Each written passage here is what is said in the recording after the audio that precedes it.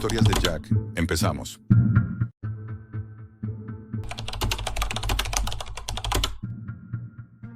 La primera vez que vi un corazón tatuado, aún latía. Tengo 38 años y durante la mayor parte de mi vida creí que lo había visto todo. Trabajé más de una década como anestesista en hospitales de Estados Unidos. Vi cuerpos abiertos, huesos rotos, órganos temblando en mis manos. Gritos ahogados tras máscaras de oxígeno. Pero nada, absolutamente nada, me había preparado para lo que encontré una noche, navegando por la parte más oscura de Internet. Todo comenzó con un correo anónimo, sin remitente, sin asunto. Solo un enlace y una frase en el cuerpo del mensaje. Solo para profesionales que no tienen miedo de la verdad del cuerpo. Recuerdo que pensé que sería una broma, algún tipo de spam médico o estafa de criptomonedas. Pero algo en esa frase me picó la curiosidad. Entré. El enlace me llevó a un foro oculto, un espacio sin colores, sin anuncios, solo texto y fotografías difusas. Lo primero que vi fue una publicación con un título absurdo, Deep Ink, el arte que vive por dentro. Había un vídeo y debajo una descripción breve. Intervenciones biotatuadas, amor eterno, tejido por tejido. Lo abrí con cautela. La grabación era nítida, demasiado. Una mujer dormida sobre una mesa quirúrgica, el pecho abierto con precisión. Unas manos enguantadas sostenían un pequeño instrumento modificado, parecido a una máquina de tatuar, pero con una aguja más larga, más gruesa. El corazón de la mujer latía, se movía bajo la luz quirúrgica, húmedo y perfecto, y esas manos lo tatuaban. Línea a línea, una palabra se grababa sobre la carne viva. Ethan. Cada trazo parecía quemar la superficie del ventrículo, pero el órgano seguía latiendo, como si aceptara su destino. No había sangre derramada, ni caos. Todo era frío, clínico, casi bello. Cuando el vídeo terminó, el corazón seguía latiendo con aquel nombre negro sobre su piel brillante. Y luego, un corte. La misma mujer, días después, sonriendo a cámara con una cicatriz reciente en el pecho. No dormí esa noche. Volví a ver el vídeo una y otra vez. Era imposible, pero no parecía un montaje. Y en algún punto entre la repulsión y la fascinación, respondí al mensaje. 2 días después recibí instrucciones. Una dirección en las afueras de Detroit, una hora exacta y una advertencia. Si acudes, no preguntes. Observa, aprende y decide. No sé por qué fui. Supongo que todos tenemos una parte de nosotros que desea mirar detrás del telón, aunque sepa que no va a gustarle lo que vea. El lugar era una antigua nave industrial, sin cartel, sin luces exteriores. Dentro, sin embargo, todo era quirúrgico, ordenado, limpio. Una mesa metálica, monitores, bisturís esterilizados. Todo de primer nivel. Había 3 personas. Marcus, el cirujano. Cincuentón con esa voz seca de quien ha pasado demasiados años mandando. Lena, la tatuadora. Joven, callada, mirada fija, ojos grises como el acero. Y yo, el recién llegado. El anestesista. Me recibieron como si ya me esperaran. El cliente llega en 1 hora, dijo Marcus. No te asustes. Aquí no hacemos daño. Aquí creamos arte. El cliente era un hombre de unos 30 años. Delgado, nervioso, con ojeras profundas. Traía una foto en la mano. Una mujer joven sonriendo. Su novia, según dijo.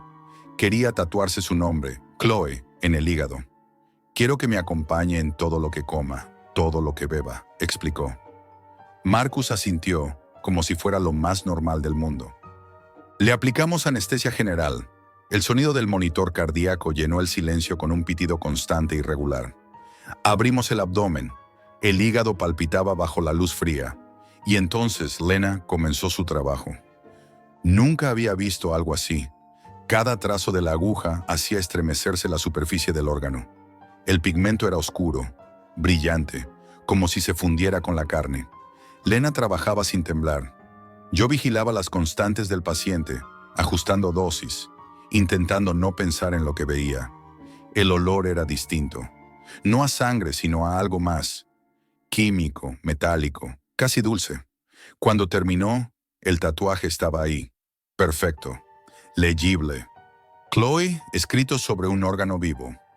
Marcus cerró la herida con precisión quirúrgica. Nadie habló durante horas. Cuando el hombre despertó, estaba débil, pero sonriente. Preguntó si podía ver el tatuaje. Marcus le explicó que no, que debía confiar en la artista. Él rió. No importa, ella sabrá que está ahí. Pagó en criptomonedas y se marchó. Esa noche, mientras desinfectaba el instrumental, Lena me dijo sin mirarme: lo invisible es lo más eterno. Volví a mi hotel con las manos temblando. Intenté convencerme de que no volvería, pero lo hice. Una semana después, otra llamada, otro cliente, otra operación, y así una tras otra. Con el tiempo descubrí que Deep Ink no era un grupo improvisado, era una red, una comunidad en la Deep Web, foros donde se hablaba de pigmentos biocompatibles, anestesias experimentales e incluso composiciones de tinta con ADN humano. Algunos clientes querían tatuarse promesas de amor, otros buscaban símbolos religiosos o sellos personales. Algunos incluso pedían tatuajes post-mortem, en órganos extraídos de cuerpos comprados en el mercado negro. Era un culto disfrazado de arte, una corriente subterránea donde la frontera entre lo estético y lo clínico había desaparecido. Yo era el encargado de mantenerlos dormidos y vivos, pero cada vez me costaba más distinguir entre lo que era anestesia y lo que era silencio. Lena empezó a comportarse de manera extraña. A veces, antes de dormir a los pacientes, les hablaba en voz baja, casi como si los sedujera. Tu cuerpo va a decir lo que tu boca calla. Otras veces alteraba los diseños sin avisar. Decía que los órganos pedían otra cosa. Marcus nunca la corregía, y yo tampoco. Había algo hipnótico en verla trabajar. Su concentración, su calma, su manera de sostener el corazón entre los dedos, como si fuera un objeto frágil y precioso. Una vez, durante una operación en la que una mujer pidió tatuarse el nombre de su hijo en el pulmón, Lena añadió una pequeña espiral junto a la palabra. Dijo que era una firma de vida. Cuando la paciente despertó, Lena la miró y le dijo: ahora respiras con él. No supe si sentir miedo o admiración. Aquel trabajo se convirtió en mi vida. Vivía entre quirófanos improvisados, pagos en criptomonedas y viajes sin registro. De día seguía siendo un médico más, de noche un cómplice. Pero cuanto más participaba, más me pesaba el silencio. Sabía que en algún momento algo saldría mal, que tarde o temprano esa línea que creía controlar se rompería. Y lo hizo. La noche en que conocí a Grace y Dylan, una pareja que quería tatuarse el uno en el corazón del otro. Un amor eterno, dijeron. No sabía entonces que esa sería mi última operación con Deep Ink, ni que aquella sesión sellaría algo más que una promesa. El día que llegaron Grace y Dylan, supe que algo iba a salir mal incluso antes de verles la cara. Había algo en la forma en la que Marcus limpiaba el instrumental, o en el silencio de Lena, más tenso de lo habitual. Aquella noche el aire en el quirófano era distinto, más denso. Era como si el lugar respirara despacio, expectante. Grace y Dylan eran jóvenes, de unos 30, hermosos, con esa apariencia que solo da el dinero y la inconsciencia. Ella tenía la piel pálida, el cabello recogido con precisión quirúrgica, los ojos azules llenos de esa confianza que tienen los que creen poder comprarlo todo. Él era más reservado, con una serenidad casi antinatural. Se tomaban de la mano como si se juraran algo en silencio. Decían haber descubierto a Deep Ink por recomendación privada. No hablaban de amor como los demás. Lo hacían como quien diseña un contrato. Habían pagado por completo el procedimiento antes incluso de llegar. Querían tatuarse los corazones el uno del otro con los nombres cruzados. Para que el amor no muera ni aunque el cuerpo lo haga, dijo ella. Para que nunca se borre, añadió él. Y luego se besaron, no con pasión, sino con una frialdad ritual. Trajeron su propio equipo, cámaras, luces, un notario, incluso un camarógrafo. Querían registrar cada paso. Supuestamente el vídeo sería una obra conceptual sobre el amor eterno. Pero en el fondo, aquello era otra cosa. Un sacrificio. Una promesa escrita en carne viva. Marcus aceptó sin pestañear. Siempre que haya dinero, el arte tiene espacio, murmuró. Grace sería la primera. Le pedí que respirara profundo mientras ajustaba la anestesia. Su corazón latía fuerte, rápido. Ella me miró, con esa mezcla de miedo y deseo que todos tenían justo antes de dormir. ¿Dolerá?, preguntó. No sentirás nada, le respondí. Fue mentira. Nadie sale de algo así sin sentirlo, aunque sea más tarde. Cuando cerró los ojos, el silencio del quirófano se volvió espeso. Marcus hizo la incisión. El sonido del bisturí abriendo el esternón siempre me pareció insoportable, pero esa vez me dolió en el pecho. El corazón de Grace era perfecto. Vibraba bajo la luz blanca, húmedo y rítmico, como un pequeño animal atrapado.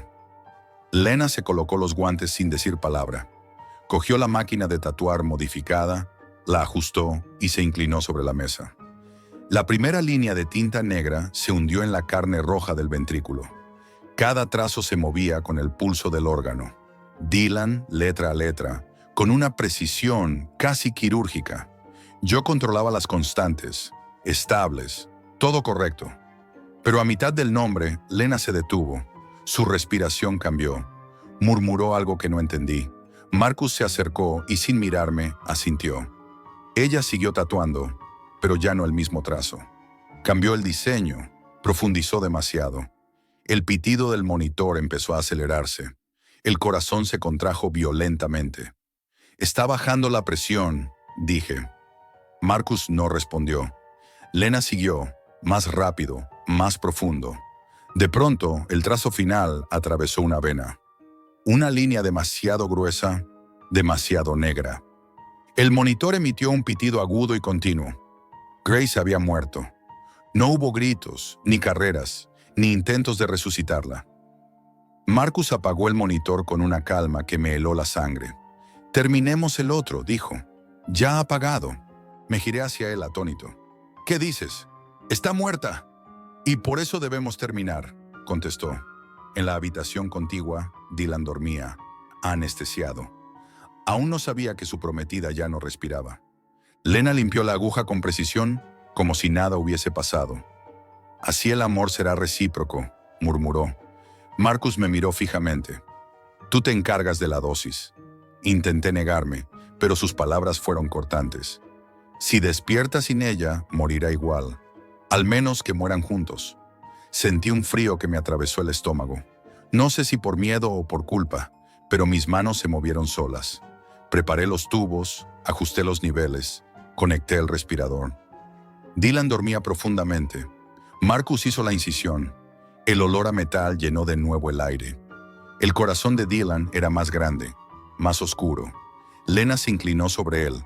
Tatuó el nombre Grace sobre la superficie palpitante, con una lentitud insoportable. Cada trazo era una herida. Yo controlaba el pulso, pero algo en mí quería desenchufarlo todo y salir corriendo. Cuando terminó, el tatuaje era grotescamente hermoso, vivo, palpitante. Marcus cerró la herida con la misma calma de siempre. Nadie habló. Después Lena colocó el cuerpo sin vida de Grace junto a Dylan. Le acomodó la mano sobre el pecho, alineando sus dedos con la cicatriz recién cosida. «Ya están juntos», dijo. Yo me aparté. Vomité en un cubo de desechos quirúrgicos. Marcus ni siquiera me miró. «Desinfecta y vete», ordenó. Salí del edificio de madrugada, con las manos temblando. Afuera llovía. El agua sobre mi piel se sentía sucia. Caminé sin rumbo hasta que amaneció. En mi cuenta, un depósito en criptomonedas. La cantidad era obscena. Intenté no tocarla, pero al final lo hice. Pagué mis deudas. Vendí mi coche, cerré mi apartamento y desaparecí. Durante semanas evité cualquier noticia. No quería saber si alguien había encontrado los cuerpos. No quería saber nada de Marcus ni de Lena. Pero la culpa tiene una forma curiosa de colarse entre las grietas. Una noche, en un bar, escuché a dos hombres hablar de un vídeo filtrado en la Deep Web. Decían que mostraba una operación clandestina. una mujer tatuando un corazón humano con un nombre negro. No lo vi. No podía, pero supe con una certeza absoluta que era Grace. Intenté denunciarlo. Fui a la policía, a un periodista, incluso a un viejo colega del hospital. Nadie me creyó. Sin nombres, sin pruebas, sin registros. Solo una historia absurda sobre tatuajes en órganos. Uno de los agentes incluso rió. ¿Y dices que se lo hacen por amor? Salí de la comisaría con una sensación de vacío que no había sentido nunca. Con el tiempo, dejé de dormir bien. Cada vez que cerraba los ojos, veía los corazones latiendo en la oscuridad. Sentía el zumbido de la máquina de tatuar como un insecto dentro de mi cabeza. Y ese olor, ese maldito olor metálico que no se iba de mis manos aunque me las lavara hasta sangrar. Vendí mis títulos, mi instrumental. Me mudé a otro estado, intenté olvidar. Pero el cuerpo no olvida. Una noche, mientras revisaba correos, recibí un mensaje. Sin remitente. Sin asunto, solo una imagen adjunta.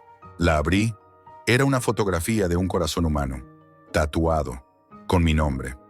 Debajo una frase, nos vemos en la próxima sesión, Jack.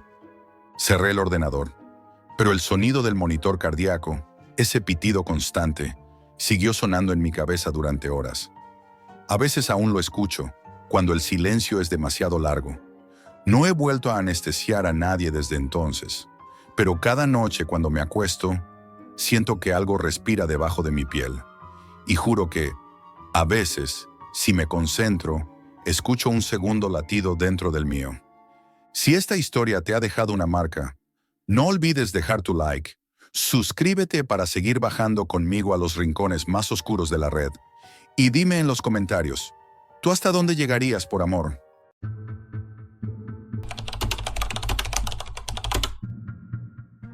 La noche que abrí aquel foro, no sentí miedo, hasta que me di cuenta de que el miedo me estaba observando a mí. Tengo 34 años y paso demasiado tiempo solo. Vivo en Filadelfia, en un apartamento diminuto lleno de pantallas, cables y tazas vacías de café. Trabajo de técnico informático, aunque la mayoría de mis noches las paso navegando por la red, explorando lo que no debería explorar. No soy ningún criminal ni un experto en hacking, simplemente alguien con curiosidad por los lugares donde la realidad empieza a resquebrajarse. La Dark Web era mi válvula de escape, un sitio donde las máscaras caían y la gente hablaba de lo que el resto del mundo prefería ignorar. Aquella noche era como tantas otras. El reloj marcaba las 2:30 de la madrugada. El silencio era tan espeso que podía oír el zumbido eléctrico del monitor. Me movía entre foros antiguos, páginas sin nombre, listas de enlaces con nombres imposibles, hasta que encontré algo que no recordaba haber visto antes. Un sitio llamado Subterranean Truths. No aparecía en los listados habituales ni en los directorios que yo solía consultar. Parecía recién creado con una interfaz torpe, casi primitiva. El título del hilo principal decía, Tartaria no cayó, solo se ocultó. El nombre me sonó. Había oído hablar de esa teoría absurda, una supuesta civilización avanzada borrada de la historia, que habría dejado restos arquitectónicos imposibles en medio mundo. Siempre lo consideré una mezcla de romanticismo y conspiranoia, gente queriendo creer que antes hubo algo mejor. Pero el texto del hilo era diferente. No era la típica parrafada sobre imperios olvidados o mapas manipulados. Tenía un tono casi clínico, preciso, como si lo hubiera escrito alguien que no intentaba convencer, sino advertir. Decía cosas como, Tartaria no fue destruida, fue sellada. Parte de su infraestructura permanece bajo las ciudades modernas. Evitad los documentos con la palabra Terramute. No están inactivos. La firma al final era Archivist 77. Había algo en esa combinación de nombre y número que me resultó incómodo, como una dirección que no quieres mirar 2 veces. Aún así contesté. Escribí algo simple. ¿Qué es Terramute? 5 minutos después tuve respuesta. Si realmente quieres saberlo, conéctate esta noche a las 3:33. ZeroNet, Canal Terra 77. No uses VPN, no grabes, no nombres. No sé por qué lo hice. Supongo que mi vida era tan rutinaria que necesitaba una chispa de misterio, algo que rompiera la monotonía de las pantallas y el silencio. A las 3:33, encendí la luz azul del monitor y entré. La página era mínima. Fondo negro, texto gris, una ventana de chat en el centro. Había un contador regresivo. Cuando llegó a 0, apareció un mensaje. Bienvenido, Jack. No había puesto mi nombre real en ningún sitio. Sentí un escalofrío subirme por la espalda. En la lista de usuarios había unos 20 conectados. Nombres raros: Nine Debs, Orpheus 23, Silent Mouth y, por supuesto, Archivist 77. El chat permanecía en silencio hasta que ese usuario escribió: No habléis hasta que se os diga. Esta es una sesión de lectura. Y subió un archivo, Terramute 1.txt. Lo abrí. Era un informe técnico con encabezado oficial, fechado en 1952. Relataba una excavación bajo Denver en la que se habían encontrado estructuras metálicas no catalogadas, con patrones de energía anómalos. Casi todo el documento estaba tachado, pero si seleccionabas el texto, aparecía en un gris casi invisible una nota oculta. No son ruinas, siguen emitiendo pulsos, frecuencia constante, 3,33 hercios. En el chat alguien escribió: He sentido el pulso. 2 segundos después fue expulsado del canal. Archivist 77 escribió: Silencio. Me quedé mirando la pantalla durante horas. Cuando cerré el portátil, el silencio de mi habitación era distinto, como si hubiese un zumbido sordo detrás de las paredes, algo que antes no estaba. No dormí esa noche. Pasaron 3 días sin que pudiera sacarme aquello de la cabeza. Intenté buscar más información sobre Terramute, pero no había nada, ni en foros, ni en la red superficial, ni en archivos antiguos, hasta que recibí un correo sin remitente. Asunto: tú ya formas parte. Dentro había un archivo adjunto, Terramute 2.txt. No lo abrí al instante. Dudé, pero mi curiosidad me ganó. El archivo era una transcripción de una grabación militar de 1974. 2 ingenieros hablaban entre ellos durante una excavación en Nevada. El material sigue activo. ¿Qué material? La cúpula. Dicen que era una ciudad enterrada, pero dentro el aire vibra. La conversación terminaba con un ruido bajo, repetitivo. En el texto se describía como vibración rítmica a 3,33 Hz. Al final del archivo, en rojo, una nota: Archivo intervenido, no reproducir. Aquello ya no parecía una simple teoría conspiranoica. Me estaba metiendo en algo más denso, más estructurado, como si alguien o algo estuviera empujándome hacia un punto que no podía ver. Empecé a notar detalles raros en mi vida cotidiana. Mi micrófono se activaba solo. El cursor del ratón se movía sin que yo tocara nada. Algunos archivos desaparecían. Mi conexión se ralentizaba a horas concretas. No podía demostrarlo, pero lo sentía. Alguien estaba mirando. Una noche, mientras revisaba capturas de pantalla que había hecho del foro, mi monitor parpadeó y se volvió negro. En medio apareció una línea blanca. Estás demasiado cerca. Intenté reiniciar, pero la cámara se encendió. Vi mi reflejo, cansado, con ojeras, y detrás de mí, nada. Pero la cámara temblaba, como si el foco intentara enfocar algo que no estaba allí.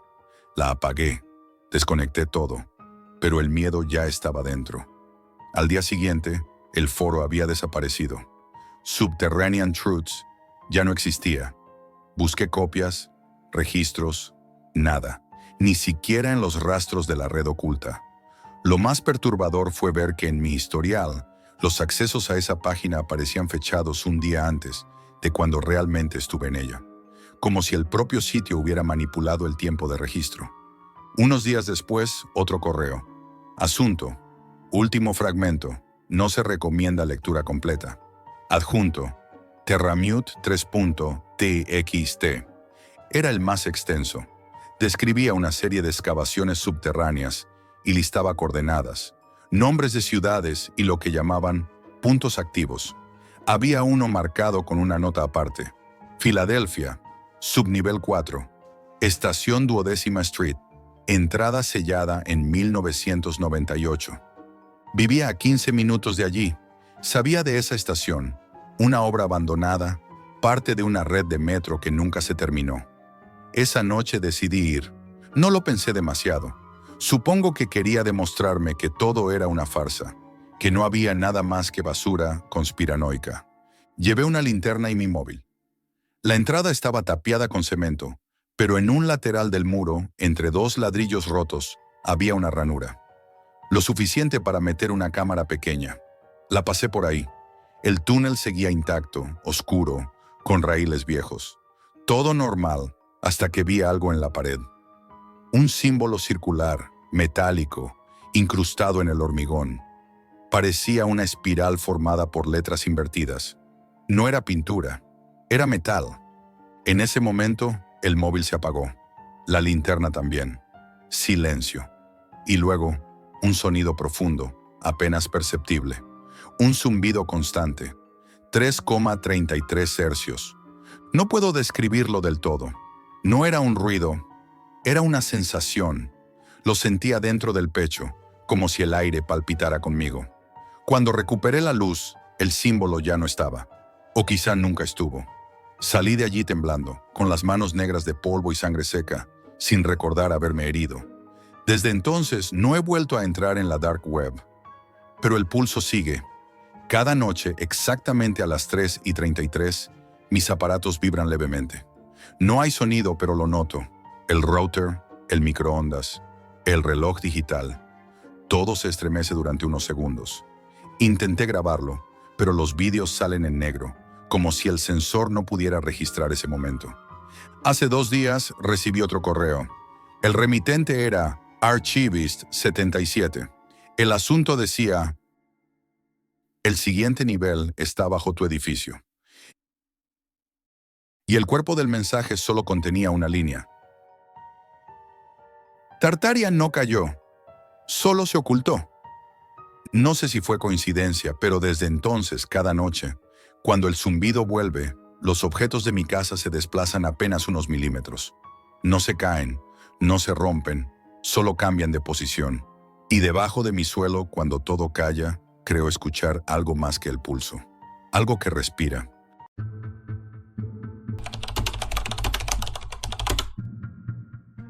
No pensé que perder podría doler tanto, hasta que lo hice frente a mi propio hermano. Todo esto empezó una noche de insomnio. Leo me llamó mientras revisaba foros de apuestas en la dark web. Yo nunca había sido de arriesgarme, pero él tenía esa mezcla de confianza y descaro que te hace sentir que el peligro siempre tiene un lado emocionante. Como si caminar por un callejón oscuro fuera divertido mientras nadie te ve. «Jack, tienes que verlo», me dijo con la voz temblorosa y excitada a la vez. «Esto no es como los juegos normales. Es algo distinto». Al principio no entendía del todo lo que decía. Me conecté con su enlace, uno de esos que parecen aleatorios, imposibles de encontrar si no sabes exactamente dónde buscar. La pantalla era negra, simple, minimalista. Ni un anuncio, ni música, ni logos. Solo un cursor parpadeante y un mensaje que decía: «Bienvenido, apuesta lo que estés dispuesto a perder». Leo me explicó las reglas con un entusiasmo que me ponía los pelos de punta. No había intermediarios, no había términos legales, nadie que protegiera a los jugadores.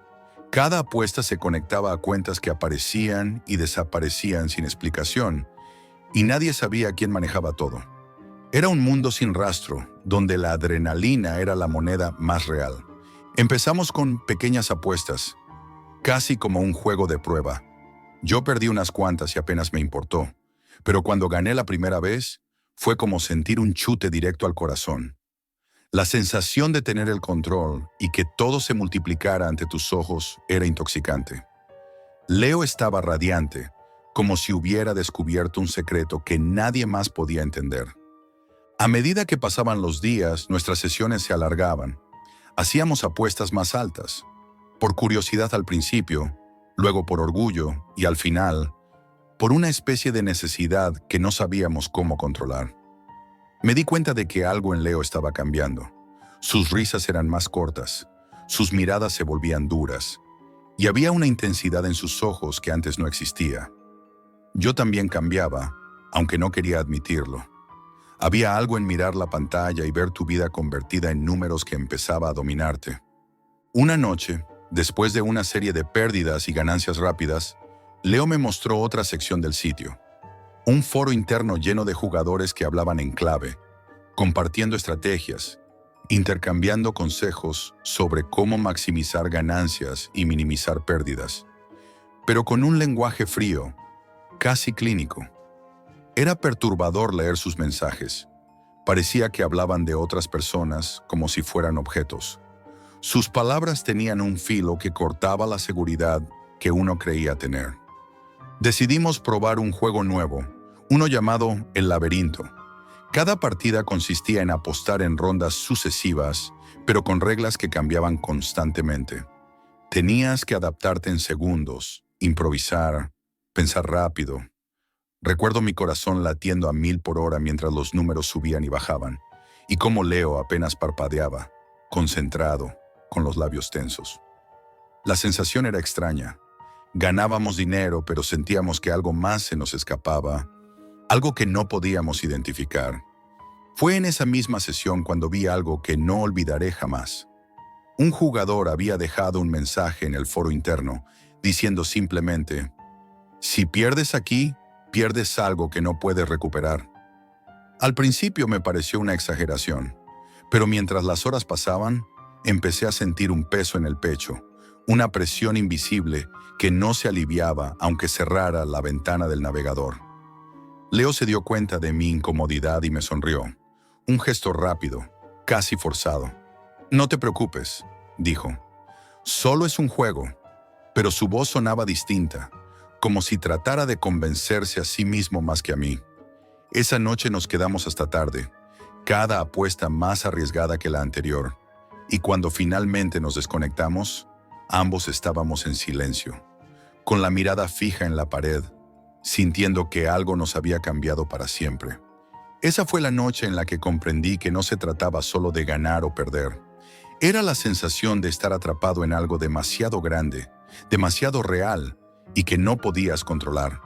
Y sin embargo, cuando Leo me miró con esa mezcla de desafío y emoción, supe que, aunque quisiera, no podría apartarme. Una noche, el sitio nos ofreció algo distinto: el juego del espejo. Su descripción era simple y directa. Apuesta lo que tienes, observa lo que pierdes. No había instrucciones adicionales, ni tutorial, ni advertencias. Solo un botón que decía jugar. Esa simplicidad era inquietante, como si alguien estuviera retándonos a cruzar un límite que no sabíamos que existía. Leo lo hizo primero. Su apuesta fue alta, más de lo que solíamos arriesgar. Vi cómo sus dedos temblaban mientras confirmaba la operación. La pantalla se actualizó con números que se movían de forma caótica, subiendo y bajando en fracciones de segundos. Pero no era solo la velocidad lo que me ponía nervioso. Era la sensación de ver su concentración absoluta, de percibir cómo el riesgo lo transformaba. Cada pérdida parecía un golpe físico, cada ganancia, un suspiro que no podía relajarme. Cuando llegó mi turno, el miedo me paralizó. No podía pensar en números ni en dinero. Solo sentía que estaba asomado a un precipicio invisible. La voz de Leo, antes confiada y animada, ahora era ronca y temblorosa. «Chuck, solo hazlo». Pulsé jugar y todo cambió. La pantalla mostró mi apuesta multiplicada, pero la sensación no era alegría, sino un vértigo absoluto, como si mi cuerpo y mi mente fueran absorbidos por los números. Cada cifra que aparecía estaba cargada de algo que no podía definir. Ansiedad, culpa, vértigo, miedo, todo al mismo tiempo. Intenté apartar la vista, pero era imposible. La pantalla me retenía y sentí que estaba atrapado en un ciclo que no podía romper. En ese momento, escuché un sonido que nunca olvidaré. Un zumbido bajo, casi imperceptible, que parecía emanar del propio ordenador. No era real, no podía hacerlo, pero me erizó la piel. Leo se movía inquieto, y sus ojos no me miraban, sino que se clavaban en algo más allá de la pantalla, como si él también percibiera algo que yo no comprendía. Mientras pasaban los minutos, aunque eran apenas segundos, algo cambió entre nosotros. Las pequeñas bromas y la complicidad desaparecieron.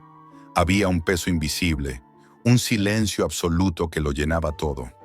No hablamos, no respiramos fuerte. Solo estábamos allí, atrapados frente a la pantalla, cada uno sintiendo el miedo del otro. Cuando finalmente todo terminó, la pantalla volvió a estar en negro. El sitio se cerró de golpe, como si nunca hubiera existido. Ni Leo ni yo dijimos nada. Nos quedamos mirando el vacío de nuestras habitaciones, con la sensación de haber perdido algo que no podía recuperarse. Esa noche no dormí. Cada vez que cerraba los ojos veía los números flotando en la oscuridad, girando, multiplicándose, siempre presentes. Incluso en silencio, parecía que alguien los miraba junto a mí, esperando que hiciera otra apuesta, sintiendo el mismo vértigo que yo sentía en aquel instante. Con el tiempo, comprendí que no eran las apuestas ni el dinero lo que nos atrapaba. Era el miedo puro, el miedo a exponerse, a perder algo esencial sin saber exactamente qué, y a mirar al hermano que tienes al lado y no reconocerlo. Leo lo entendía de otra manera. Él volvió a entrar en la dark web, a seguir apostando, buscando ese vértigo que ahora dominaba su vida. Yo, en cambio, permanecí alejado, pero cada noche, cuando escucho su respiración en la habitación contigua, siento la llamada de ese juego invisible, una sensación imposible de ignorar. Cada número que flota en mi mente es un recordatorio de que ahí fuera, en esa red oscura, no hay fantasmas, no hay desapariciones, solo miedo. Y ese miedo es suficiente para que quieras gritar, aunque nadie pueda oírte.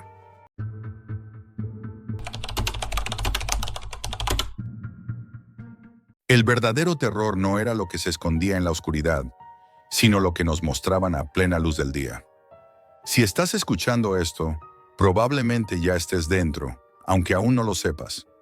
Todo empezó una noche cualquiera, de esas en las que el silencio se te mete bajo la piel y te obliga a buscar ruido en cualquier parte. Abrí el portátil, puse música, vídeos, cualquier cosa que me distrajera del vacío. No dormía bien desde hacía semanas. La rutina, el trabajo, la sensación de que todo el mundo seguía girando mientras yo estaba quieto. No lo sé, pero acabé navegando por foros en la Deep Web. No buscaba nada en concreto, solo distracción, ironías del destino. Entre los enlaces habituales, mercados cerrados, teorías absurdas, paranoia en general, encontré uno que me llamó la atención. Un foro llamado The Balance Room. No tenía estética hacker ni mensajes cifrados. Era sobrio, minimalista, como un espacio para gente seria. El mensaje que encabezaba la página decía: todo sistema necesita distracciones para mantenerse estable. Había cientos de hilos, la mayoría con nombres extraños.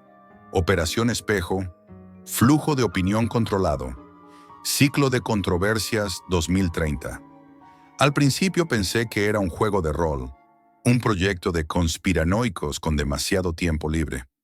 Pero uno de los hilos estaba fijado arriba del todo, en rojo, con un título que me hizo sentir algo parecido al vértigo.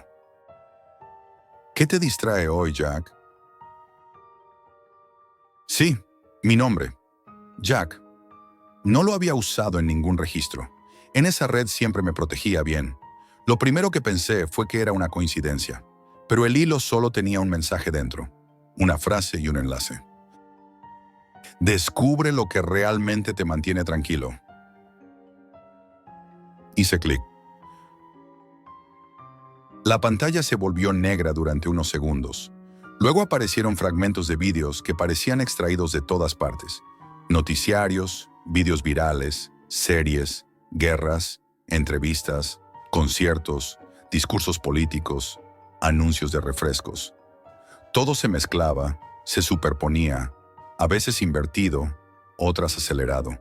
Y entre los cortes, una voz distorsionada susurraba mensajes casi imperceptibles.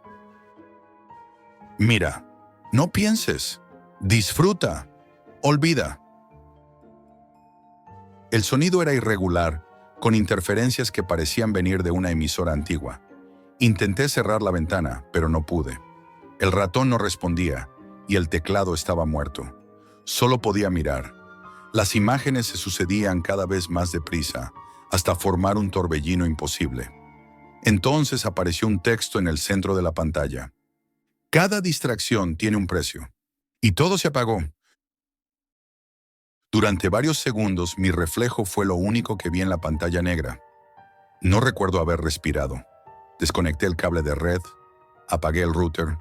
El corazón me golpeaba el pecho con fuerza.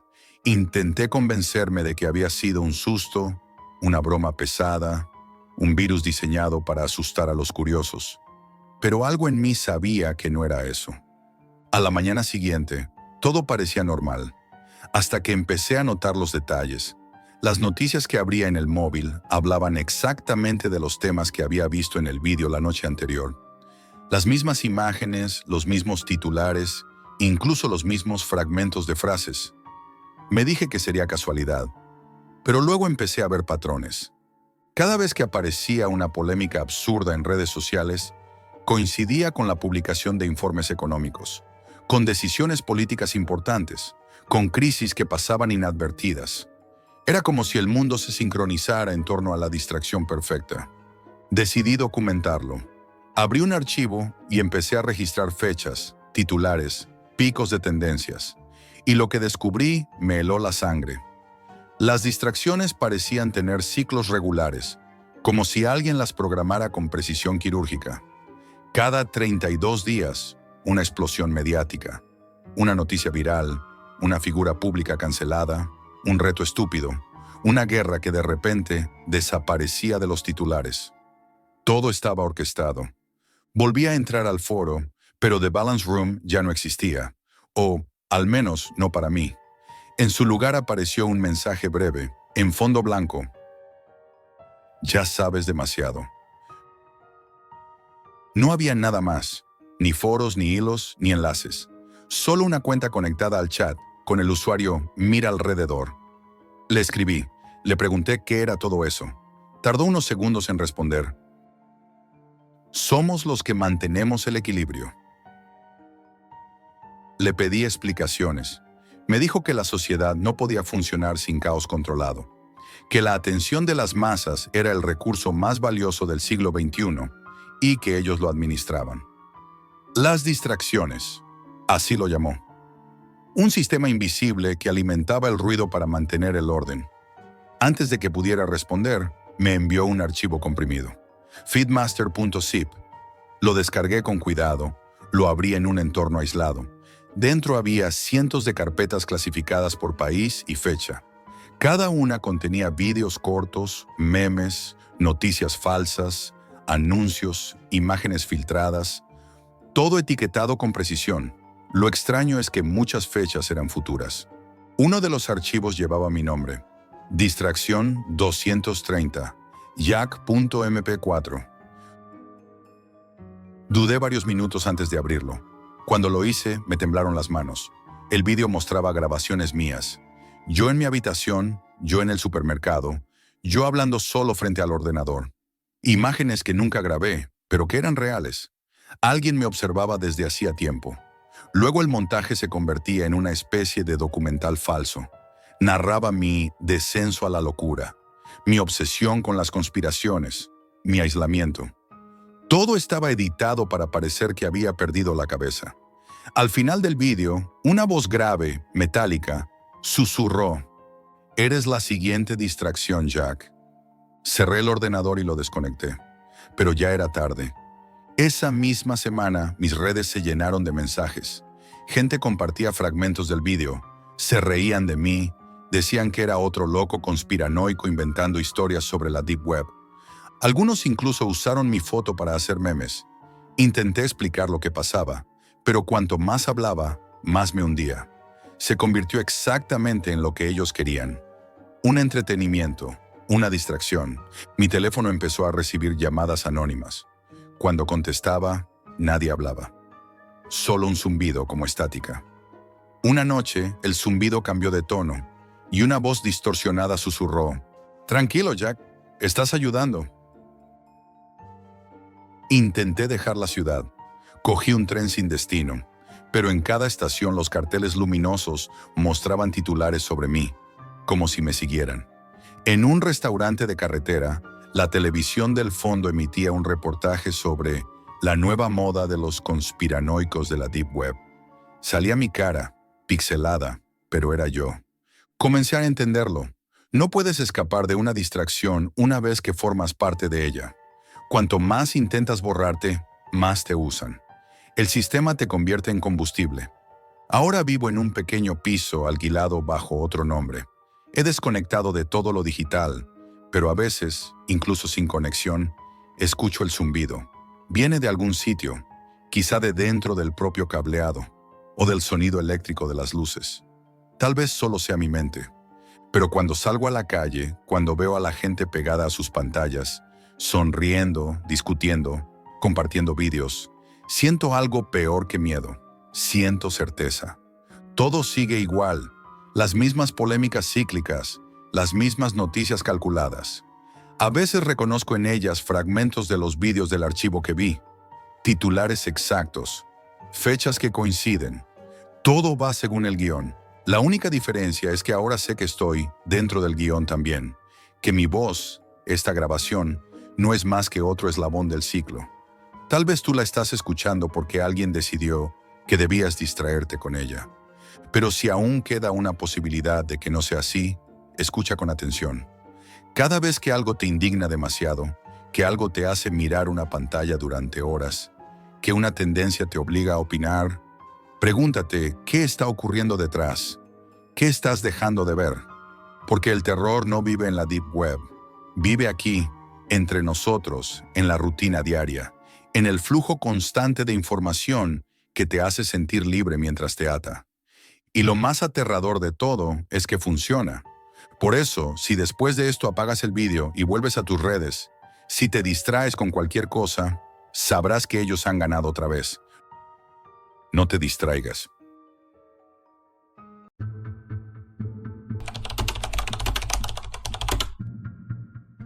No hay nada más peligroso que reírse de la gente equivocada, sobre todo cuando puede escucharte. Soy streamer nocturno. Mi canal se llama Jack in the Dark. Hago directos explorando la Deep Web, leyendo historias, reaccionando a foros extraños o mostrando cosas que la mayoría preferiría no saber que existen. No lo hago por valentía, lo hago porque la gente paga por miedo. Y yo aprendí hace tiempo que el miedo da clics. Me mudé a Polonia hace unos meses, a un piso pequeño en Varsovia. Me gustaba el frío, la sensación de estar lejos de todo, sin vecinos curiosos. Solo mis pantallas, mis luces rojas, mi teclado mecánico y la voz de la audiencia acompañándome por el chat. Esa noche, más de 2000 personas esperaban algo grande, y yo se lo iba a dar. Tenía guardado un enlace que me habían pasado por un foro ruso. Decían que conducía a algo llamado The Silent Forum. Según los rumores, era un sitio donde no se publicaba texto, solo audios, y que si escuchabas durante demasiado tiempo, alguien escuchaba de vuelta. Era absurdo, pero perfecto para un directo. Encendí la cámara, tomé un sorbo de café y sonreí. Hoy vamos a entrar en un foro que, según dicen, no debería existir, dije mirando a la lente. Bienvenidos a The Silent Forum. La gente se volvió loca. Emojis, risas, apuestas, teorías conspiranoicas. Alguien escribió: Jack, no bromees con eso, tío. No es fake. Y yo, como siempre, me reí. Abrí Tor, configuré la conexión y en menos de un minuto tenía la pantalla completamente negra delante de mí. Solo una línea en letras grises. No publiques. Escucha. Había varios hilos, algunos con nombres como Turno 1, 0312, 7 voces, El micrófono nunca duerme, y uno que me llamó la atención: No apagues el directo. Obviamente abrí ese. Dentro solo había un archivo de audio. Lo puse. Al principio, silencio. Luego, respiraciones. Lentas, profundas, irregulares. A veces cerca del micrófono, a veces muy lejos. El chat se llenó de mensajes. ¿WTF es eso? Súbelo, Jack. Parece alguien dormido. Subí el volumen y entonces, entre las respiraciones, escuché algo. Una palabra, un susurro, no polaco, no inglés. Sonaba familiar. Y cuando lo entendí, se me heló la sangre. Era mi nombre. Jack. Me reí. Les dije que seguro era una coincidencia, un efecto raro de sonido.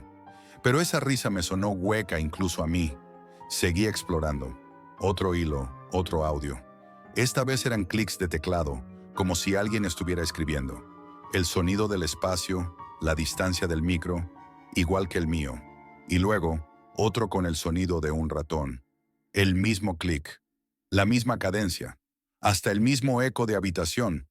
Empecé a fijarme en los detalles. Los audios parecían grabados desde un sitio como el mío. Mismo micrófono, misma acústica. Y en uno, escuché algo que me paralizó. Una risa. Mi risa. Exactamente la misma que había hecho en directo unos minutos antes. Retrocedí el vídeo, la comparé. Era idéntica. El chat se volvió loco. Eso es tu stream. Jack, es tu voz. Hermano, corta ya. Pero no lo hice. Dije que seguro alguien estaba troleándome, que habían hackeado la señal. Pero no me cuadraba. Ni siquiera mis subs más técnicos podrían replicar mi eco en tiempo real. Entonces en el foro apareció un nuevo hilo. Turno 2, 0343, y mi reloj marcaba 0342. Entré. Había un solo mensaje en español. Apaga el directo, Jack. Debajo, una dirección completa. La mía. Calle, número, piso, todo. Sentí un pinchazo en el pecho. Me quedé mirando la pantalla con la sonrisa congelada, intentando parecer tranquilo. El chat explotó. ¿Es real? Bro, corta ya, te están doxeando. Jack, no bromees con eso. Me reí. Vale, quien seas. Has ganado. Pero si vienes, te espero con la cámara encendida. Lo dije como broma, pero me temblaba la voz. A los 2 minutos, se escuchó un golpe en la puerta. Un tac seco, rápido, silencio. Otro tac, más largo, como si alguien pasara una uña sobre la madera. Me quedé inmóvil. Todo el chat se detuvo. Luego, mensajes frenéticos. ¿Has oído eso? Jack, no abras. Llama a la poli, tío. Intenté reír. Dije que seguro era el vecino o el viento, pero no tenía vecinos, ni ventanas abiertas. Entonces el foro se actualizó solo. Un nuevo audio, sin título. Lo abrí. Era vídeo. Y en él, mi cuarto, desde fuera. La puerta entreabierta, la luz roja y yo frente a mis pantallas. Casi tiré el micro. Me levanté de golpe. Abrí la puerta del estudio. El pasillo estaba vacío. Fui hasta la entrada. Nada. Ningún sonido. Solo mi respiración y el zumbido del PC. Cuando volví, el vídeo seguía reproduciéndose. Pero ahora la cámara se movía, lentamente, acercándose a mí. Y entonces lo entendí. No era un vídeo grabado. Era una transmisión en directo. Cerré todo. Tor, el navegador, los programas. Pero el audio seguía sonando, incluso sin ventana abierta. Un susurro bajo, rítmico. Mi voz repetía lo que yo decía, con un segundo de retraso. Me miré en la cámara. La luz de grabación seguía encendida, aunque OBS estaba cerrado. Vale, murmuré. Esto no puede estar pasando. Entonces se fue la luz, todo a oscuras. El portátil siguió encendido, solo con la pantalla del foro. Un nuevo mensaje apareció. Turno 3, 0346. Ahora escucha tú. El sonido volvió, pero ya no eran respiraciones ni mi voz. Era un murmullo grave, incomprensible, mezclado con el clic de teclas. Los míos. Estaban grabándome. En directo. Me acerqué al micro. ¿Quién eres?, pregunté. Silencio. Y luego, algo metálico, como un cuchillo rascando una mesa. 3 veces. No aguanté más. Apagué el portátil, lo desenchufé. Pero incluso sin energía, la pantalla seguía mostrando el texto. Solo una línea. No apagues el directo. Salí de mi cuarto. Fui al pasillo, a oscuras. Todo el edificio estaba en silencio. Desde el otro lado de mi puerta, escuché un golpe suave, justo a la altura del pomo. Me quedé quieto, sin respirar. Y una voz, esta vez clara, justo detrás de la puerta, dijo: «Jack». No la abrí. No sé cuánto tiempo estuve así. Quizá minutos, quizá horas. Cuando por fin amaneció, la pantalla del portátil estaba en negro. Ningún programa, ningún foro, ninguna dirección guardada. Todo había desaparecido, pero había una carpeta nueva en el escritorio. Silent Forum. Dentro, un solo archivo. Lo abrí. Era una grabación de audio. Duraba 3 horas y 46 minutos. Comenzaba con mi voz, en el directo riéndome. Luego se escuchaban respiraciones, pasos y al final, alguien susurrando muy despacio: «Turno 4. Empieza tu público». La apagué, borré todo, reinicié el sistema operativo, incluso cambié de portátil. Pero cada vez que enciendo el micro, incluso en vídeos normales, a veces se cuela un pequeño eco. No mucho, un segundo apenas. Solo lo noto yo, y siempre repite la misma palabra: «Jack». Desde aquella noche, no transmito más desde casa. Alquilo estudios diferentes, con VPNs y todo tipo de protecciones. Pero da igual dónde lo haga. Siempre a las 3:43, el sonido cambia. Un pequeño chasquido, un clic, como si alguien al otro lado del foro hubiera vuelto a conectarse. Y cuando leo el chat, entre los miles de mensajes, siempre hay uno que se repite. Una sola línea, en letras grises: «Turno siguiente, 3:46».